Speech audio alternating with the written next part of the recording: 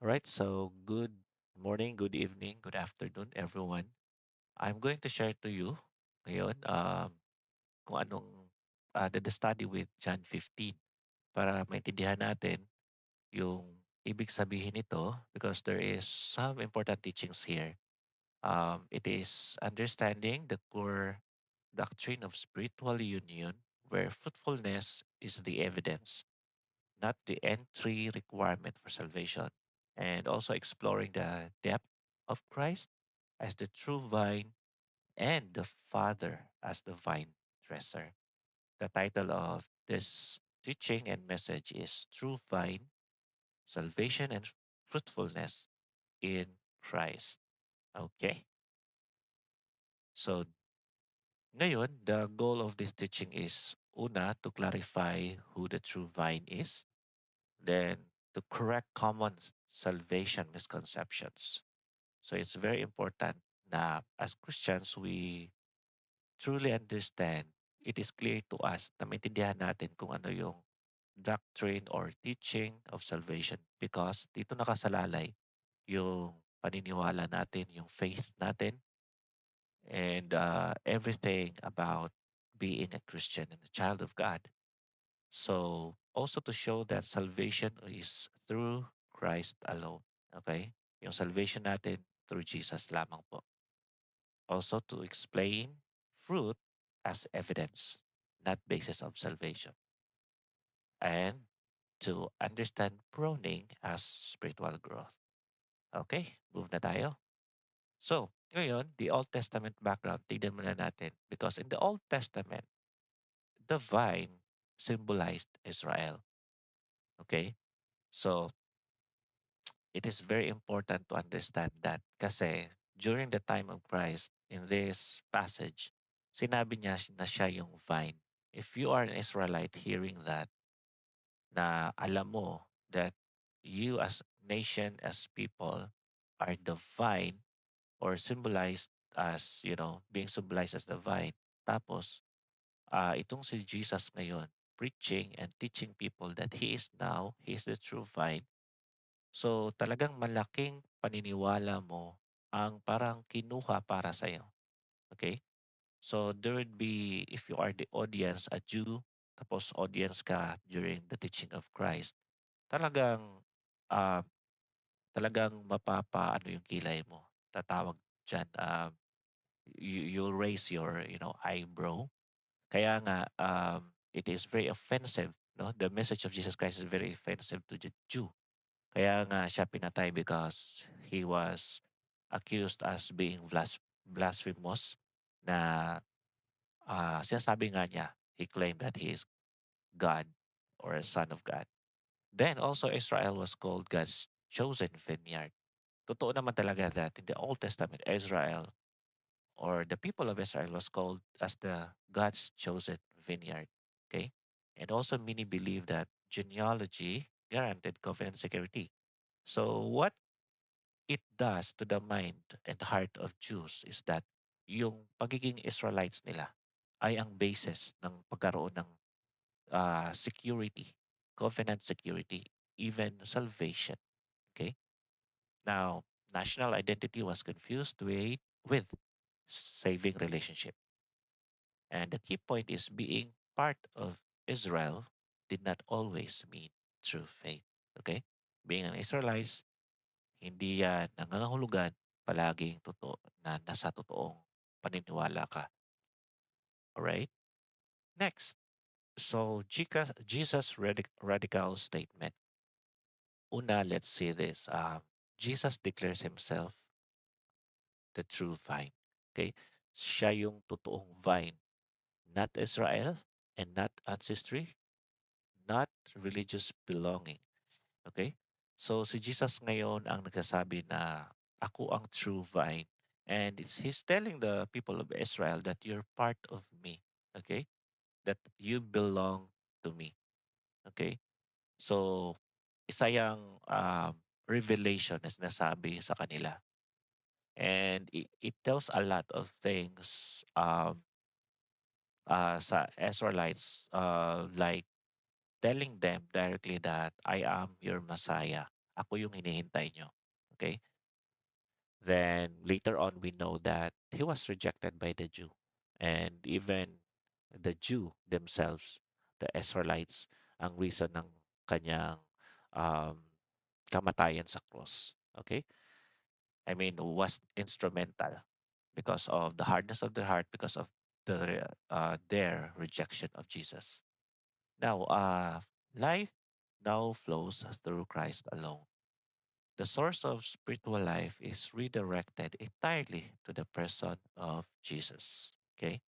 So, it is now being declared na yung source ng spiritual life ng tao is kay Jesus lamang. Okay? If we are to look at Israelites, they base it on their ancestry. Okay? They base it on their national identity to have salvation or to gain God's favor and to be blessed by God kasi naniniwala sila na sila lang. Now, in in the uh, in the gospel and in the New Testament, it is now explained and revealed to us that through Jesus and his death and the payment of salvation to anyone who believe, okay? To anyone who believe will have eternal life. So hindi sa ano-ano mang bagay magkaroon tayo ng salvation, hindi sa pagiging Israelites, hindi sa mabuting gawa, okay? Hindi rin sa hindi rin sa mga nagawa natin kay God or um, any other basis, okay? That would be another topic if we talk about good works to be saved. Um, explain ko yan later. And then we will now understand that if we are trying to look Ephesians 2 verse 8 and 9, okay? That anong sinasabi sa Ephesians 2 verse 8 and 9? Just give me time to look at my Bible in order for me to tell you the truth na sinasabi natin dito. Okay.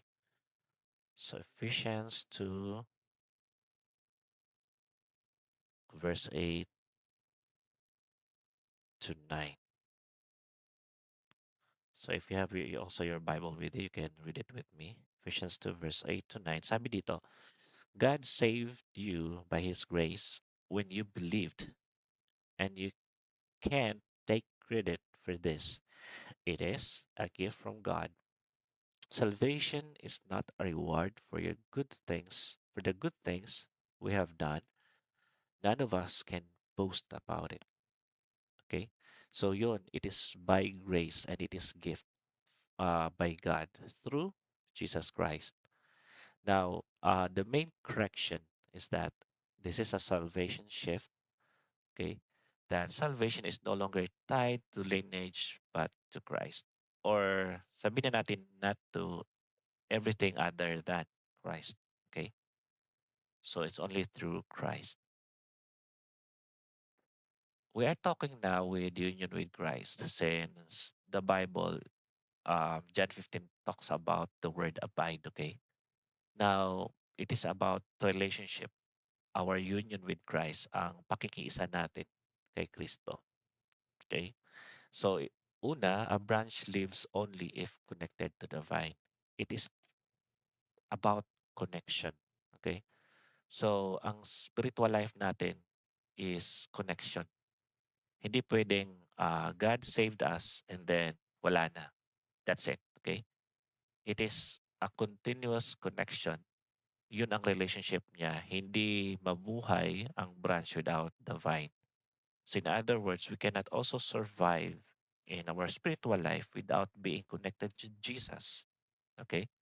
So mamaya titingnan natin yan, what it means. Next is salvation, is spiritual union with Christ. Again, uh, it is a connection with Christ. It also means salvation. Okay? Yung connection natin kay Jesus, it is a saving relationship. Okay? With Jesus Christ. So nasisave tayo from the punishment of hell. Okay? And that is very important to understand because there is a punishment for sin. So later on, sa haba-haba ng story ng buhay ng tao from creation to revelation, time will come. Ayaw man natin sa gusto that there will be a punishment. There will be a great white throne judgment that every one of us will face God and will be judged according to our relationship with Christ. So if we have Jesus in our lives, we will be saved. But if hindi natin siya tinanggap, we don't believe on His death on the cross, there will be no salvation for us. So salvation is a spiritual union with Christ alone. And that next is connection comes through faith and belief. Okay? Matatanggap natin yan through faith. Tinatanggap natin yan sa pamamagitan ng paniniwala. Hindi yung sa gawa. Okay?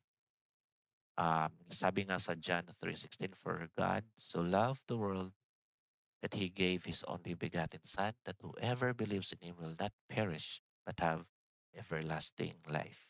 Okay? So, it's only through faith. Through faith, we come to God. We tell Him that, Lord, I believe in you. Yun nga sabi sa Romans. Okay? And we'll dig deeper more on that. But it is simply telling us that connection comes through faith sa paniniwala. Okay? And no connection, no life source. Okay? Wala tayong connection kay Jesus, wala tayong life. So the clear teaching line here is that attachment to religion is not equally or is not synonymous with attachment to Christ.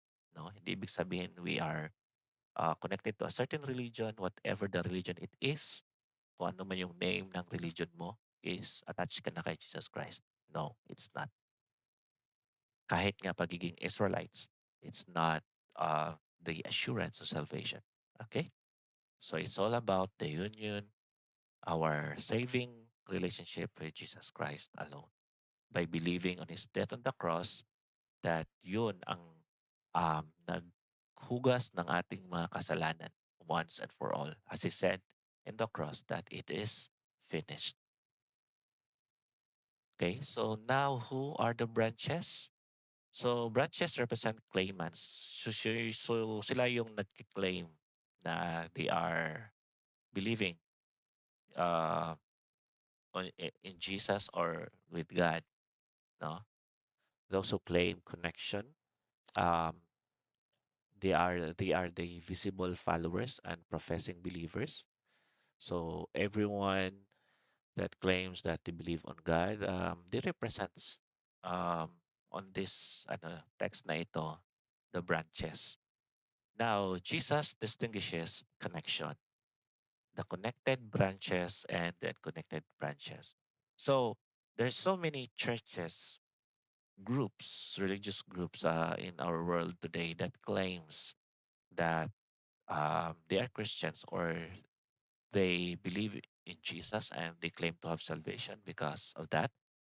Now, they could represent in some sort that they are branches kasi nga they claim to be connected to God. Iba nga dyan is yung grupo pa nila is may pangalan ni Jesus, no?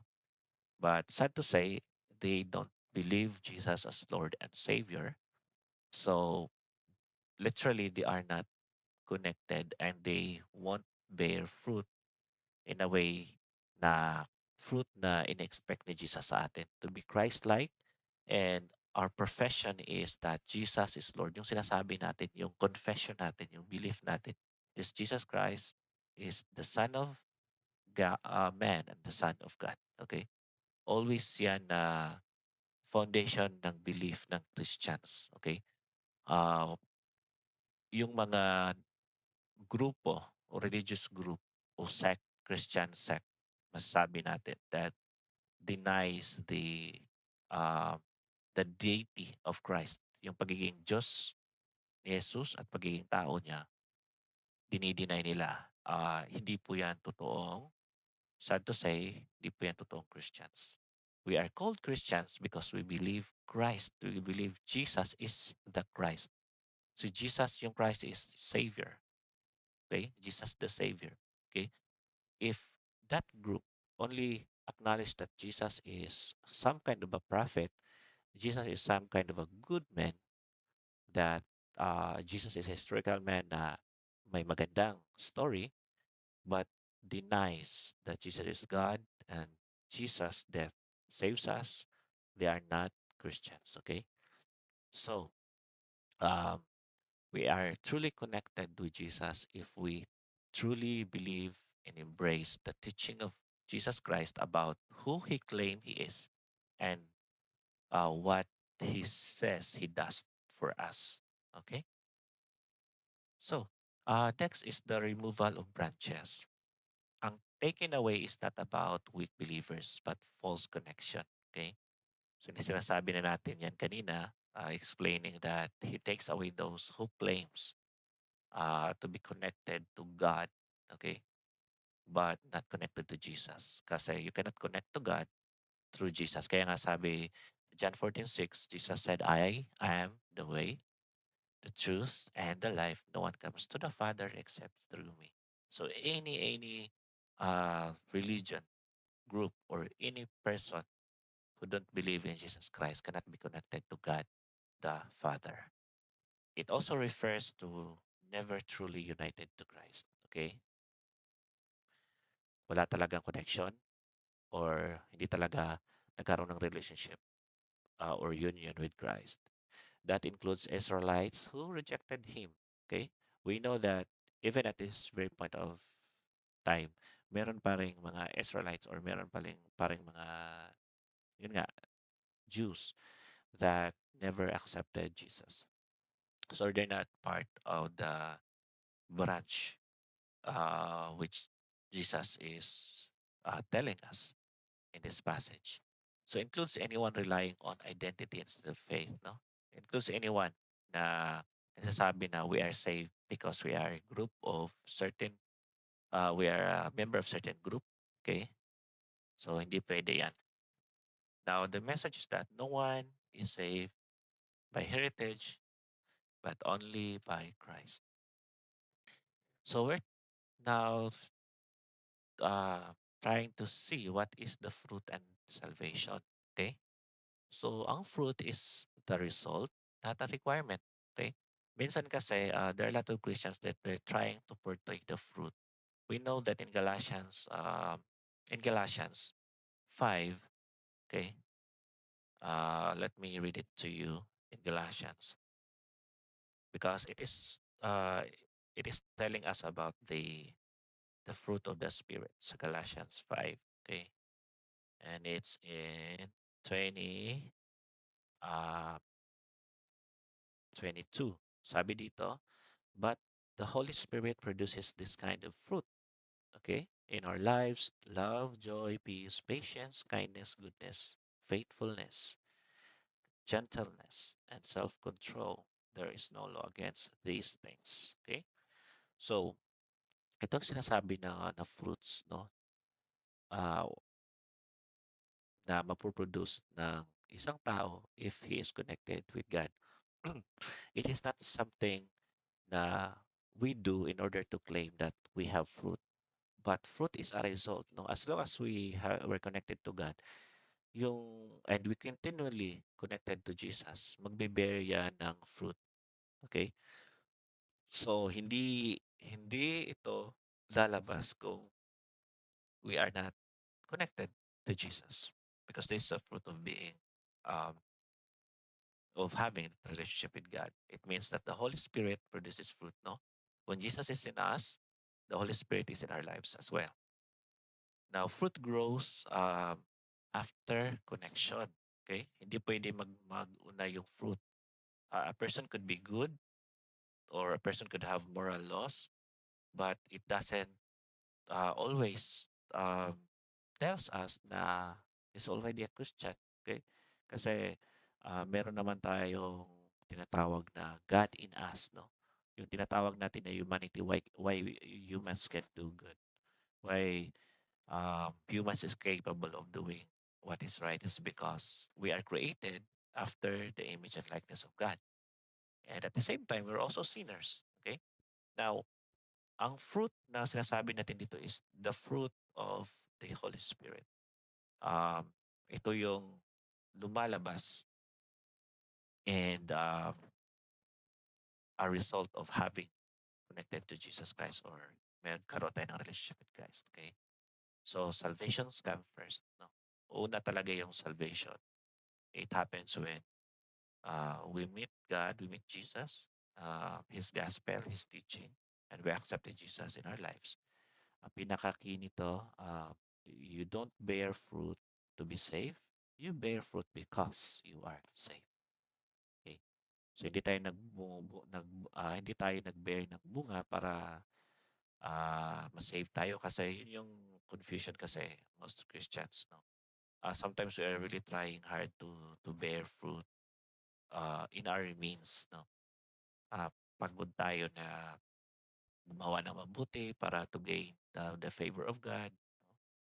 But nakalimutan natin na in order to bear fruit is we need to be connected to Jesus, to be saved, to start that relationship with God, to rely on Jesus and His Word. Okay? So the moment of connection. Now, in our spiritual life, we receive new life immediately upon connection to the vine, to Jesus. So ito yung process natin sa spiritual life natin. Then we receive the Holy Spirit as the eternal source for transformation. So without the Holy Spirit, we cannot do nothing, no? Hindi natin magawa yan kasi kaya nga fruit of the Spirit kasi when the Spirit is in us, makikita yan sa atin. The moment the moment that we receive Jesus Christ, the very first thing that we experience is that we feel free, the freedom, no? Yung weight ng sin is natatanggal sa puso natin, nagkakaroon tayo ng kalayaan sa puso. That's immediate, no? Because of the miracle working of God spiritually when we accept Jesus Christ, tinatanggal niya yung bandage ng kasalanan sa buhay natin. And that's the moment that the Holy Spirit is working in us, no? Beginning yan. Yan ang simula. Then the beginning of growth, it's a process, no, being a Christian, no. So para din yung physical birth, like baby ka, kumakain ka ng or you started with, milk, and then as you grow yung food mo and everything changes. Okay? So ito yun din yung nangyayari sa atin spiritually, no. The beginning of growth is having that relationship with Christ, and we grow also walking, feeding the food, the spiritual food from Jesus, no, to be connected to Him, which is maybe slow, uneven, and very personal. So yung growth natin as Christians, iba-iba, no? Um, minsan, minsan, okay? Kasi ito kasi nangyayari, as Christians, minsan judgmental tayo sa iba na sinasabi natin na itong si brother or itong si sister, ang tagal na naging Christian pero hindi ko pa nakikita yung bunga niya sa buhay niya. And minsan pa, yung bunga na sinasabi natin is pagkaroon ng disciple or committing into a certain ministry or speaking up front, no? We have different bases, okay? But sometimes we need to understand as well that spiritual growth is very personal.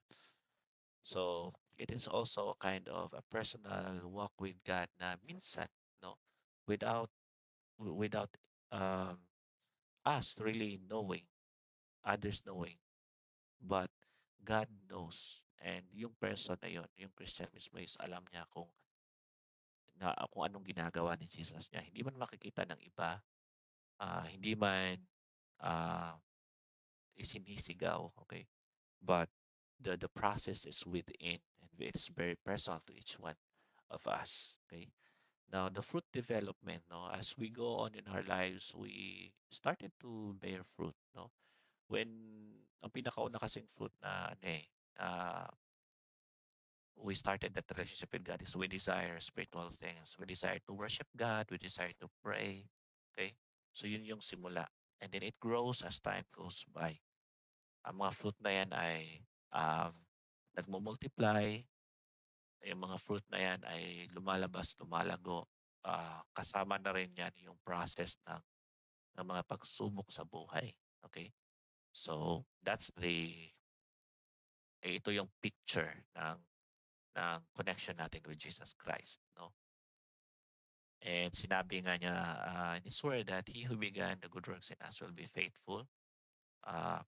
be faithful to complete it. Okay? So kung ano man yan nasimulan niya sa buhay natin, the process of Christ-likeness, sinimulan niya at tatapusin niya. Okay? Until we meet Him. Alright? So, understanding proning. Ito yung sinasabi ko mga na part ng ano natin ng Christian walk. Okay? The proning. So, proning is kung ang proning na term is a agricultural word na sinasabi is to cut, no? To cut some branches sa isang kahoy para maging ano pa siya, maging fruitful pa siya, para mas maging productive pa siya, no? So ang pruning is for connected para sa mga may relationship with Christ, and the purpose is to be productive, no? And for the productive branches only. Meaning, God removes hindrances, no? Sa buhay natin may mga hindi kaya-aya na ugali, na mga bagay na minamahal natin na naghihinder ng growth natin or hindrance for us for God to fulfill His promise and plan, no, sa buhay natin. Yung mga ugali natin, yung pride, no, yung um, yung self-sufficiency, no, masyado tayong mayabang, masyado tayong nagre-rely sa ating sarili kasi may pera or kasi matalino ka or whatever. You sit to yourself, and minsan God is proning us in a way na that really hurts us sometimes, no?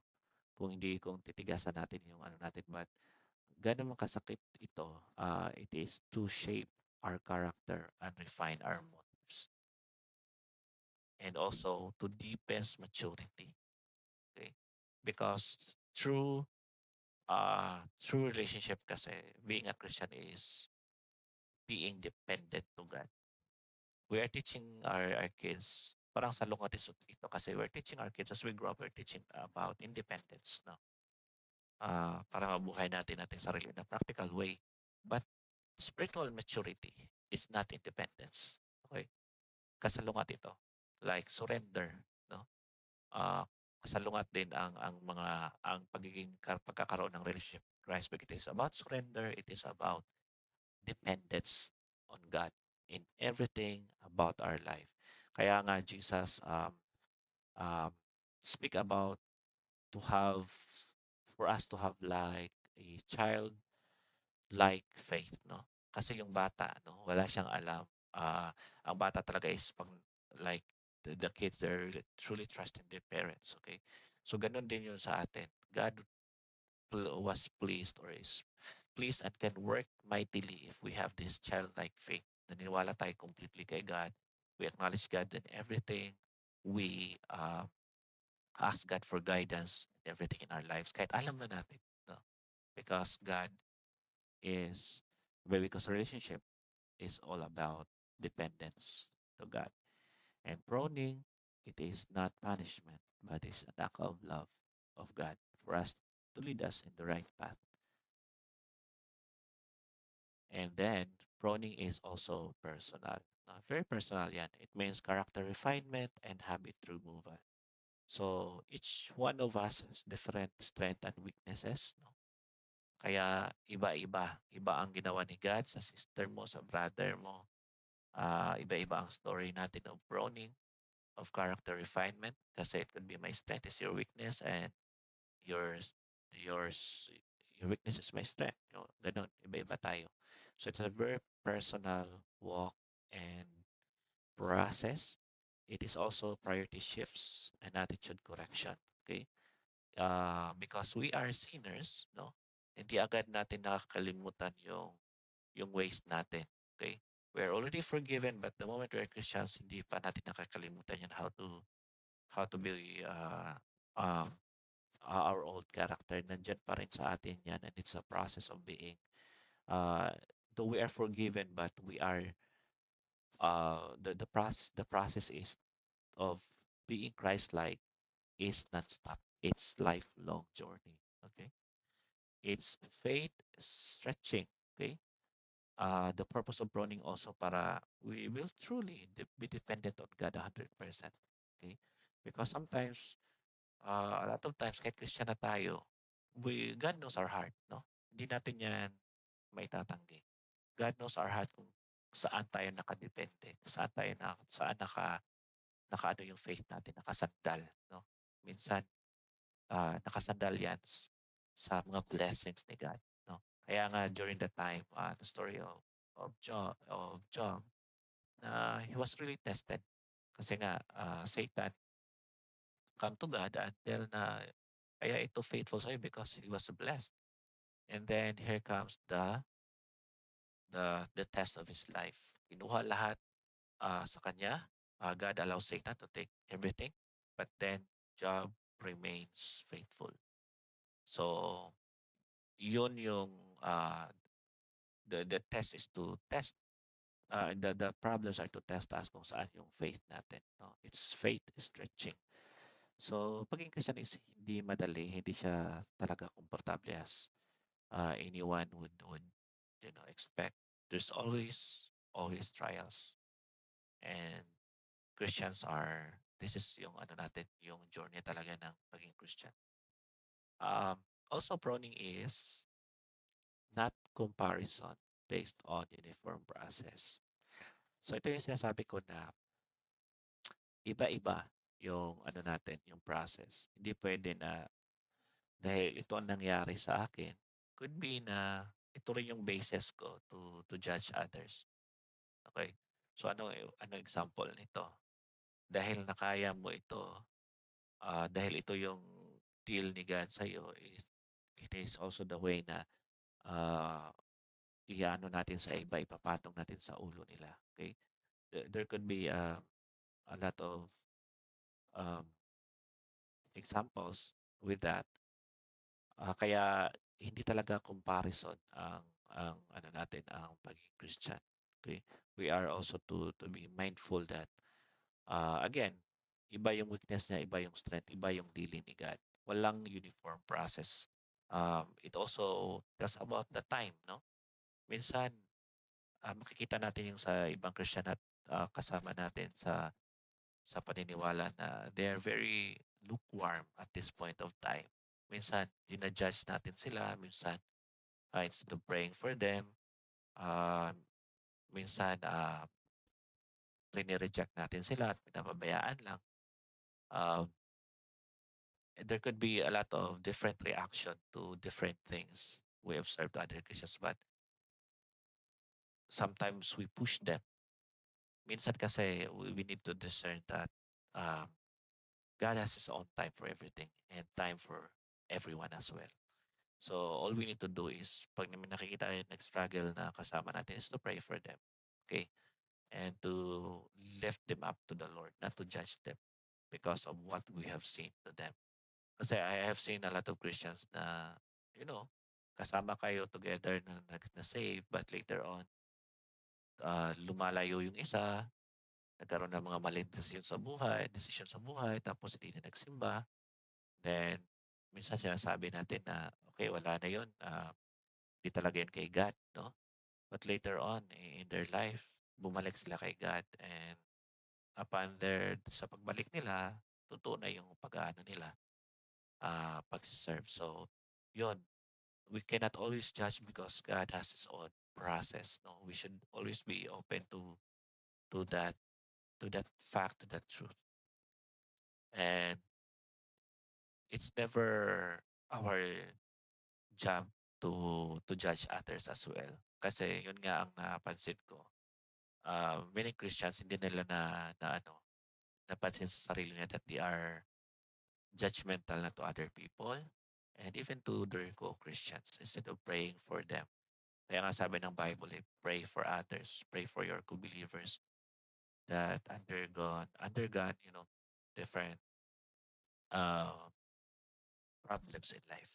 Okay, so next is deeply personal work by the vine dresser. So again, it's deeply personal where it is customized, no? Customized yung pag-ano ni God sa atin. Hindi yung para tayong factory na, okay, isang color lahat, okay? Isang time lahat will be processed then produce ng similar. No, it's not. Kasi the Bible itself tells that as a body of Christ, iba-iba tayo na part. As a body of Christ, we are compared also to a vessel. Lalagyan, may ibang vessel na gold, may iba na made by clay, may iba kahoy, and different purposes.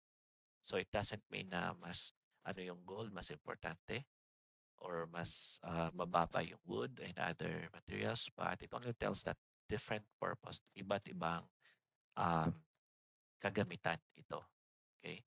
So, it's also proning. No? Iba-iba yung ano ni God sa atin.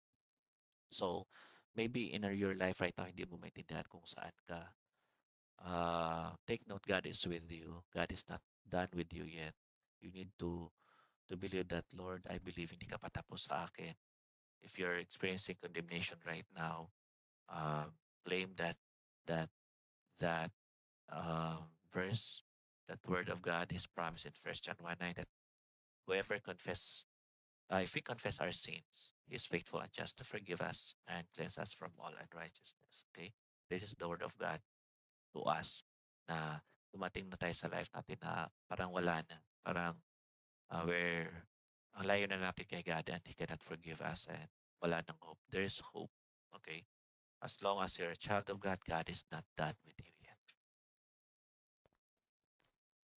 All right, the nature of fruit is also character change and inner obedience, no? As time goes by, this is a process, no? Nag-iiba yung ugali natin. So in my life, been recalling 20 years ago, I'm so impulsive, I'm so selfish.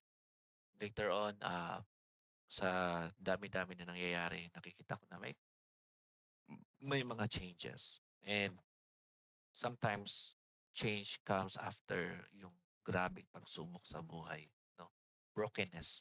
So kaya nga kailangan din talaga nating disiplinahin. It's also a sign that love tayo ni God because dinidevelop tayo niya, dinevelop niya tayo and we are in the process um, of refining our character. So, tulad ng isang ama, no, if you love your kids, you are willing to discipline them, no? Turuan mo talaga sila kahit masaktan sila sa sinasabi mo and even it requires them to be physically hit, no? Ako rin when my kids are bata pa sila, there are times that I hit them with the rod, okay, disciplining them. And then, ngayon malaki na sila, sa ano na lang, by words, masakit din ang reminder, masakit yung ano, but yeah, that's it. Gano'n din si God sa atin. Quiet faithfulness and spiritual maturity. Okay? So, the nature of fruit, medyo ano na tayo, um, faithful na tayo. Okay? As time goes by, yung faithfulness natin to God, to whatever He entrusted to us, nag-grow na. Okay? And nagmamature na tayo in our walk with God, how we decide on things, how we walk, pleasing to God. No? May repentance patterns din, no? Whenever that we notice na we said something wrong or we did something wrong, we immediately ask God for forgiveness. Okay? And because that's part of our life, no? And love growth is central. Nag-grow talaga tayo in love, no? Because this is the true measure of being a child of God. We grow in love. And note, this is not all truth is public. Hindi lahat ano, makikita sa public. Some are very private. So, um, that's it.